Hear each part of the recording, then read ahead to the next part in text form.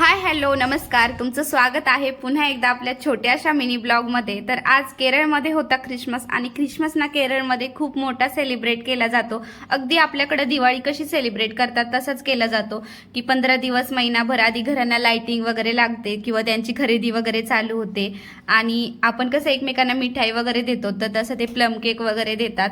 म्हणजे खूप छान असा सेलिब्रेट केला जातो आणि तोच बघण्यासाठी आम्ही चाललो होतो आज ग्राउंडमध्ये। तिथंच एक खूप मोठा ट्री आहे आणि खूप छान सेलिब्रेट केलं जातं आणि त्यांना सगळे जाती धर्माचे लोक वगैरे एकत्र येतात आणि खरंच खूप पाहण्यासारखं असतं ते ट्री। म्हणजे त्यामध्ये खूप सुंदर अशी लाइटिंग वगैरे तर फायनली आम्ही त्या ग्राउंडवर पोहोचलो होतो आणि इथं ना म्हणजे आपल्या जत्रेत कशी दुकानं लागलेली असतील तसेच अशी दुकानं वगैरे लागलेली होती। लहान मुलांची टॉय वगैरे होती किंवा एक ज्वेलरी वगैरे हेअरिंग्स वगैरे खूप छान छान होते। म्हणजे असं जत्रेत गेल्याच्या नंतरच पाहायला मिळतं। तर आज इथं ख्रिसमसमुळे असं पाहायला भेटलं आणि लहान मुलांचे पण खूप सारे टॉय वगैरे होते। तर खूप एक्साइटेड होते सगळे की जे ट्रीमध्ये लाइटिंग लागते ना तेच बघण्यासाठी सगळे खूप एक्साइटेड होते आणि इथं खूप सारी गर्दी झालेली होती। तर याचा ना पूर्ण डिटेल व्हिडिओ मी आपल्या यूट्यूब चॅनलवर अपलोड केलेला आहे, तुम्ही जाऊन नक्की बघा। आणि हे बघू शकता मी तुम्हाला दाखवते की ट्रीमध्ये कशी लाइटिंग लागली होती।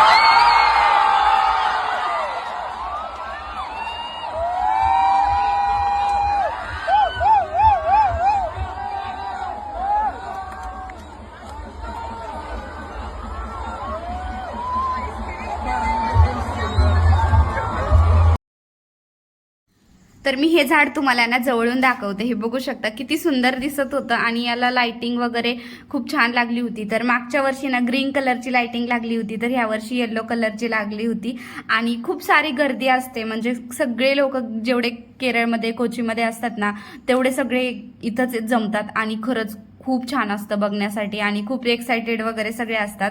तर याचा पूर्ण डिटेल व्हिडिओ ना मी आपल्या यूट्यूब चॅनलवर अपलोड केलाय, तर तुम्ही जाऊन नक्की बघा।